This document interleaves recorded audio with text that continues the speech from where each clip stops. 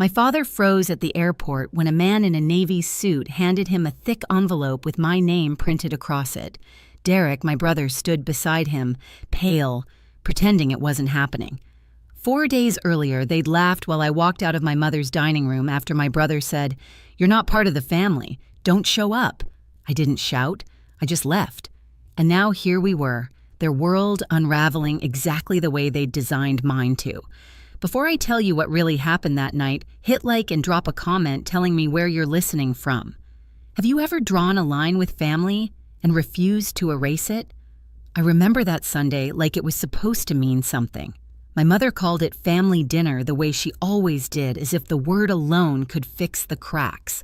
I spent half the afternoon in my apartment kitchen layering lasagna, brushing garlic butter over bread, choosing a bottle of Merlot I couldn't really afford.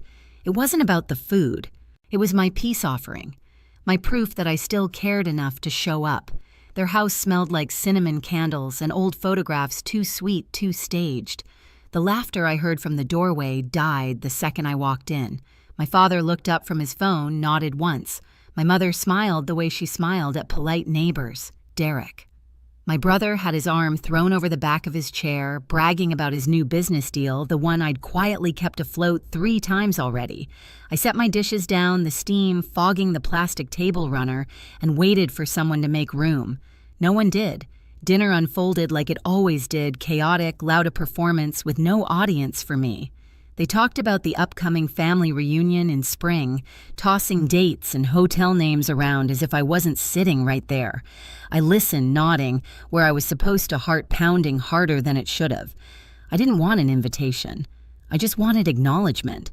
When the conversation paused, I smiled and said as evenly as I could, "Just tell me when the reunion is. I'll book early this time."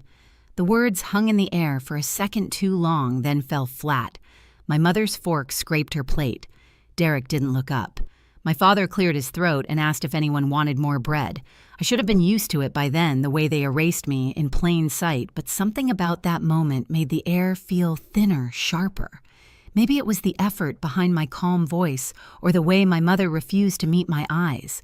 Maybe I was finally old enough to recognize cruelty when it wore manners. I poured myself a small glass of wine and sat back watching the scene play out like I wasn't in it. The golden child and his audience. The mother keeping peace through silence. The father measuring control in tone. I told myself to breathe, to not ruin another Sunday, but a part of me already knew peace that depends on silence isn't peace. It's training for surrender. That was the last Sunday I tried to earn my place at their table. The pause after my question felt endless, and then Derek finally looked up. He leaned back in his chair, that smug half grin he always used when he wanted to land a punch without moving his hands. "You're not part of the family," he said loud enough for everyone to hear. "Don't show up." No one gasped. No one told him to stop. The room didn't explode, it caved in. My mother pressed her napkin to her lips, trying not to smile. My father slapped the table once, laughing like it was the funniest thing he'd heard all week. The noise filled the room, sharp and tinny, bouncing off the walls. The table erupted in laughter. I remember thinking how strange it was that a sound could hurt more than words. I stared at the lasagna I'd made, steam still rising, the cheese bubbling like it belonged to someone else. I could feel heat crawl up my neck, not from anger, but from the shame of realizing how easily they'd rehearsed this scene without me knowing. I didn't say a word. I set down my glass, folded my napkin, and pushed the chair back slowly enough to make them uncomfortable. Derek smirked. "Oh, come on, Jennie, can't you take a joke?" I met his eyes for the first time that night. "You meant it?" I said softly. He didn't deny it. None of them did. I grabbed my coat from the back of the chair. My mother's voice trailed after me, thin, polite, useless. "Jennie, stay. It's just dinner." "No," I said, sliding my arms into my sleeves. "It's a message."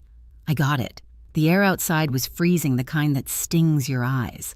Behind me, the laughter started again, muffled through the door as if they couldn't bear even a minute of quiet. I stood on the porch for a long second, breathing in cold air until my chest stopped shaking. Then I walked to my car, lasagna untouched, still steaming in my hands. There's a kind of silence that doesn't beg for explanation. It announces its own ending. I didn't slam the door or cry on the way home. I just drove through the dark suburbs, headlights slicing through fog, thinking one clear thought that repeated like a heartbeat. This is the last time I try to belong somewhere that laughs when I bleed. The next morning, I woke to sunlight cutting through my blinds, the kind that makes dust look like snow. My phone lay face down on the counter. No calls, no messages, no apology. The silence was louder than anything they could have said. I made coffee, sat by the window, and tried to convince myself that peace felt like this empty, but calm. But peace isn't quiet when it's built on avoidance. It's just waiting for the next wound. By the second day, the calm turned brittle. I checked my phone once, then twice. Nothing. They hadn't even noticed I was gone. Or maybe they had, and that was the point. On the third night, I left my phone in another room and told myself I was done caring. On the fourth day, my phone finally buzzed. I stared at the screen for a long second before opening the message. Derek, hey. Weird question, did your bank block the transfer? The loan payment didn't go through. No greeting, no sorry, no mention of the dinner, just business straight to the wallet. I read it twice. My thumb hovered over the keyboard, then typed 4 words that felt like they'd been waiting years to exist. Me, not family, not funded. Then I blocked his number. I thought my hands would shake, but they didn't. Instead, a strange calm spread through me. The kind that comes right before a storm, except this time, the storm wasn't mine to weather. An hour later, another text appeared, this time from my father. I didn't open it. I just flipped the phone over and let it buzz against the table until it stopped. The only sound left was the low hum of the refrigerator, steady and uncaring. That night, I sat on the floor surrounded by old bank statements, receipts, transfer records. Years of emergencies that always had Derek's name attached. The amounts blurred together, 200 here, 500 there, 1,000, when his business almost failed. My stomach turned. The pattern was clear. My generosity had become their safety net and their weapon. I pulled a yellow highlighter across each transaction, watching the paper glow under the lamp. Every mark was a bruise proof of how long I'd been funding their comfort at the expense of my sanity. When I was done, I stacked the papers neatly and whispered to no one. That's over now. Outside, rain started to fall against the glass. For once, it didn't sound lonely. The next day, my phone stayed quiet. No calls, no laughter, no Derek. But I knew how this worked. People who feed on you panic when you stop bleeding. By evening, I heard the first knock on my door. Then another. Harder this time. I didn't move. Through the peephole, I saw the shape of my father's shoulders, Derek's temper pacing beside him. Their rhythm matched. It's the pounding, steady, entitled, demanding. I wrapped both hands around a cup of tea and stood in the center of my apartment, heart steady. They pounded until my picture frames rattled. I didn't answer. I just listened until the sound faded, replaced by the hum of their SUV pulling away. That's when I understood silence is a mirror. It shows people exactly who they are when they can't use you anymore. When the night finally settled, I looked at the stack of highlighted papers on my table and smiled, not the happy kind, but the kind that knows something irreversible has begun. 4 days ago, I left their house with nothing. Tonight I had something better, boundaries that couldn't be refunded. 3 days later, the envelope showed up at my door. Plain white, my name scrawled in my father's careful handwriting. Inside, $400 in 20s. No note, just cash, a guilt payment, a hush fee. I stared at it for a long time, then slid it under the table and let it sit there until sunset. When the light turned orange, I picked it up and dropped it in the trash. That small sound, the soft thud of bills hitting plastic, felt cleaner than any apology could. An hour later, my phone buzzed. My father's name lit the screen. I answered on the 4th ring. Why, I said before he could speak. He sighed, the practiced kind of sigh that meant I'm about to justify something cruel. The loan payment failed, he said quickly. It's a mess. Late fees, supplier issues, we just needed a few days' grace. It's not like we used you, Jennie. Don't take it personally. I laughed once. Quiet, sharp. That's the problem. You never did.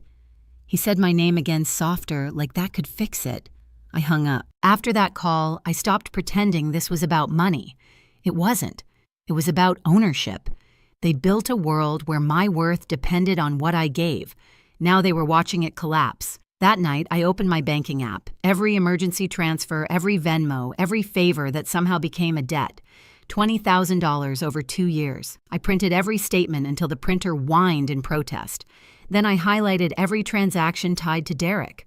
When I was done, the stack glowed yellow, bright enough to see the pattern clearly. The next morning, I packed it all into a manila envelope, wrote on the front, "This is who I've been. Ask yourself who you've been."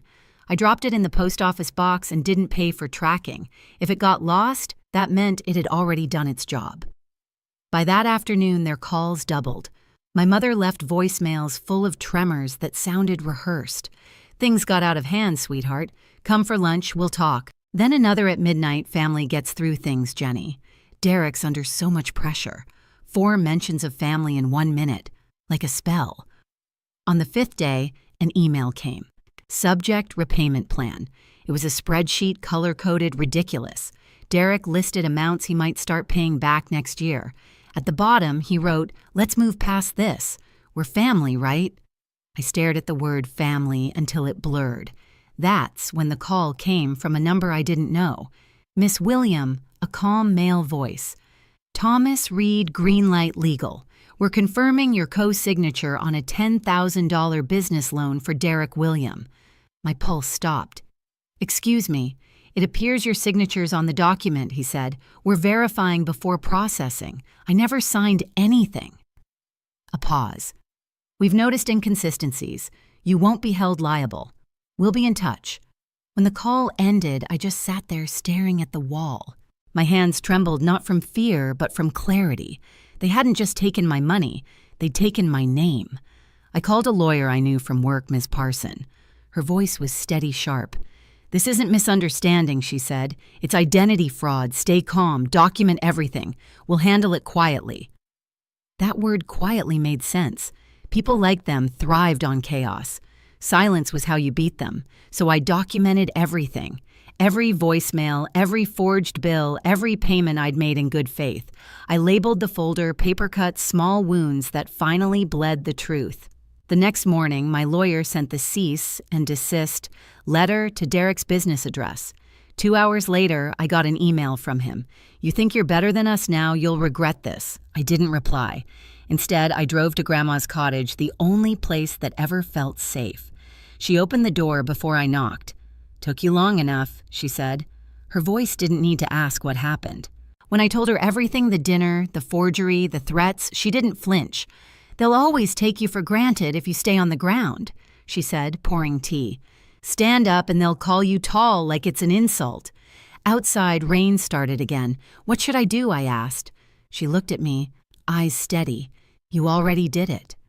2 weeks later, my father and Derek stood in the middle of the airport, their perfect world unraveling, when a man in a Navy suit handed them a thick envelope.